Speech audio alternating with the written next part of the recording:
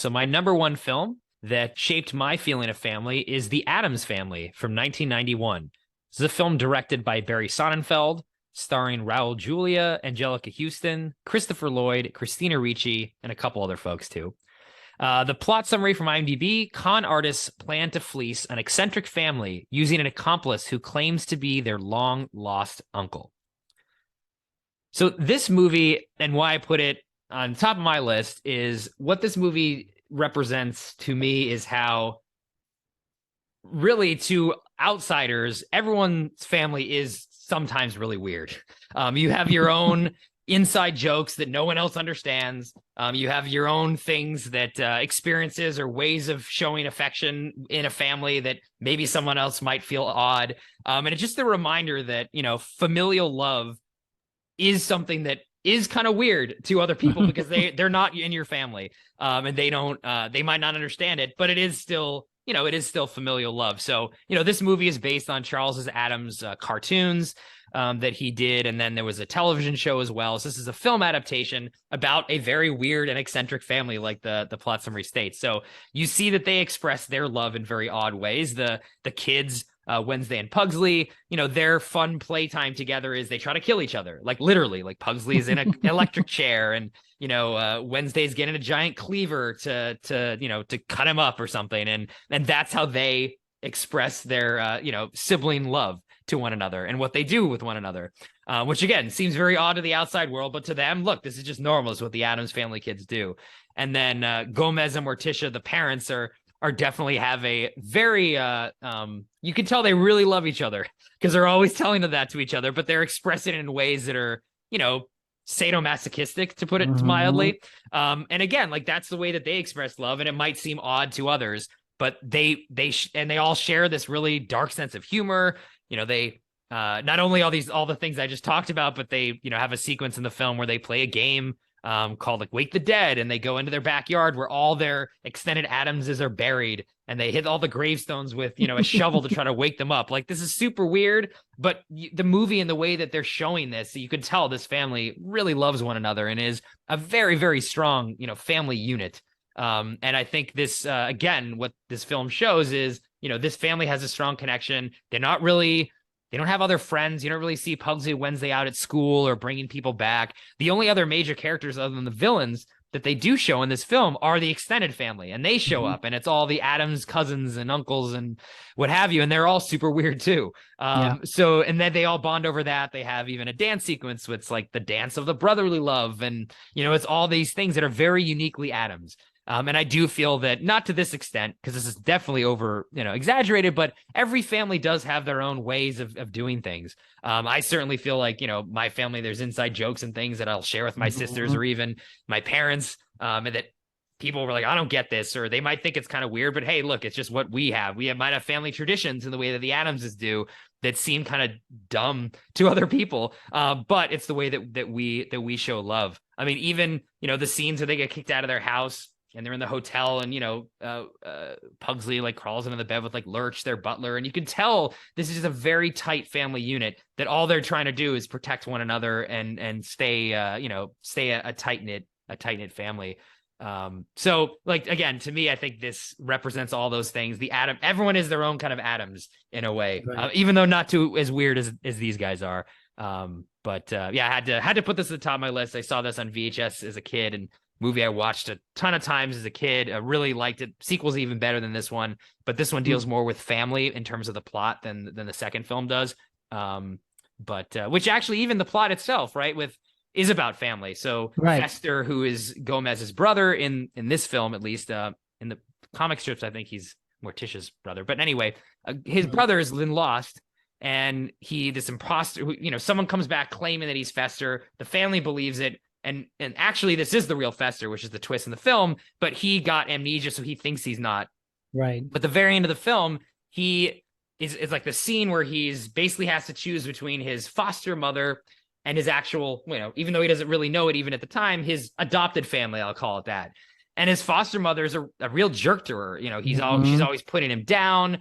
She's always scolding him. She's babying him. These are all like negative family feelings. This is not And using him really to and get use money. you're totally right. Yeah, totally using him for this whole scheme. So she's a bad family. And then Fester, even though he doesn't know it, chooses the Addamses because they, even though they have suspicions in the beginning of the film, they treat him like he is the long lost brother of Gomez. They immediately invite him into the family, and he feels that love, and that's why he chooses their love, which ends up being actual family love, over the quote unquote love that his stepmom is showing him, or adopted mother is showing him, and ends up basically sending her away with lightning or some hurricane or something, basically killing her. I think she dies in the end. I don't know. They don't really make it clear, but yeah, he kills her basically and chooses the Addamses. So that again is why it shows you the strong bonds that you can have, even if you have amnesia and don't think this is your real family. There is something deep inside you that you feel that connection, which I definitely do when I meet extended members of my family that I've maybe never met before, but it's like all of a sudden you feel that close connection because there is something, some sort of DNA. There is DNA that unites you on some level, and there's that special feeling, which I think this movie captures really well too. So the plot even kind of speaks to this theme. But yeah, had to put this as number one over The Godfather. It might be crazy, but No. I think the Addamses are a better, at least a more healthy representation of a family than the Corleones. I'll say that at least. Yeah, I think that's a fair statement. Yeah, though they do kill people too. They do. Yeah.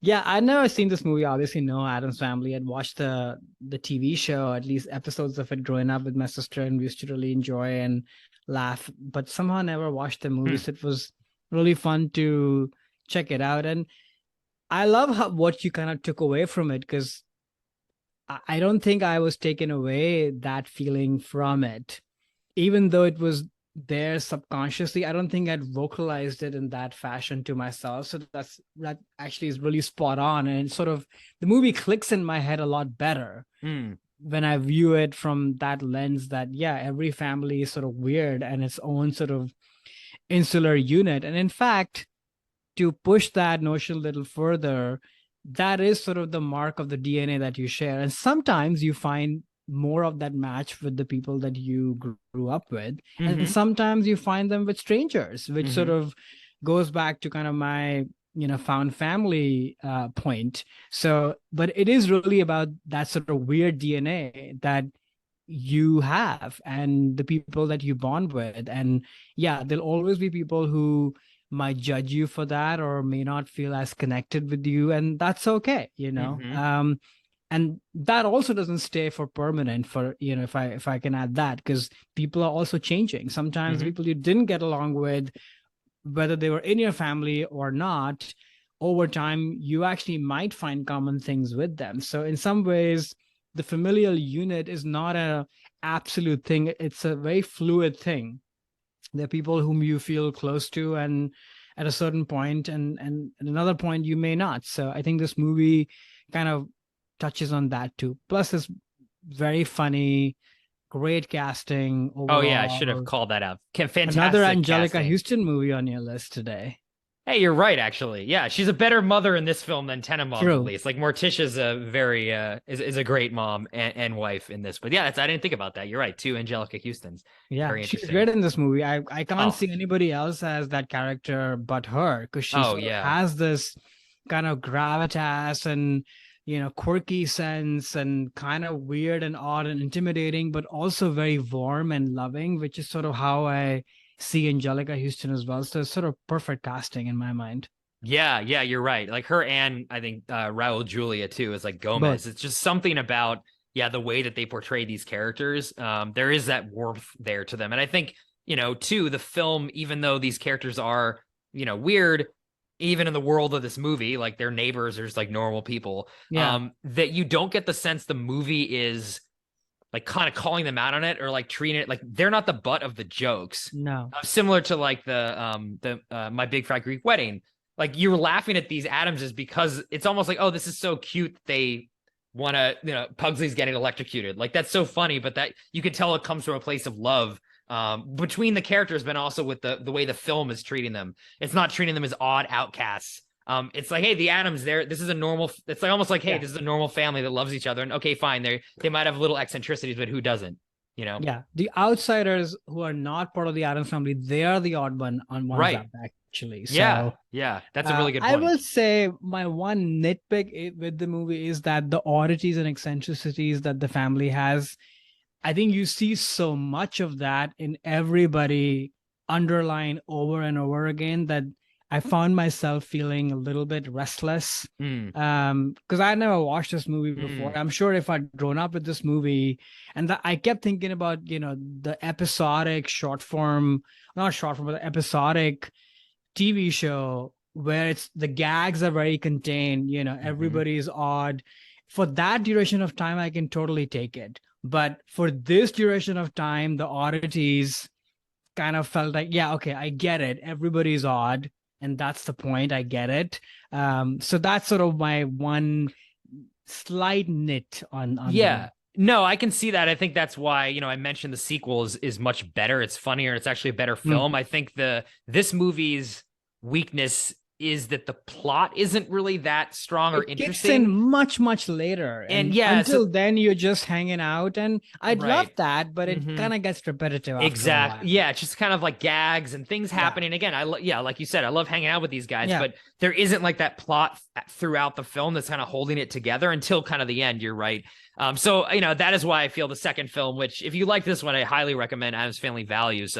Just again, one of those instances of sequels better than the originals, much Mm. like Godfather, actually. So there's a connection between these two. But that film has a much stronger plot that Mm. goes through the entire film, and it's more plot driven as opposed to this one, which I agree is very much gag driven for a while and premise driven. And then they're like, okay, well, let's do something with this plot for the third act and have the plot really kick in when they Right. get kicked out of their house and, Fester kind of takes over kind of thing. Yeah. So I do agree that's a weakness, which is why I typically watch the sequel more than this one. But the sequel Mm. just isn't so much about the themes of a family. There's other themes that movie deals with and plays around with that wasn't as applicable to this topic, but I definitely Right. recommend folks watch the sequel if you haven't seen it.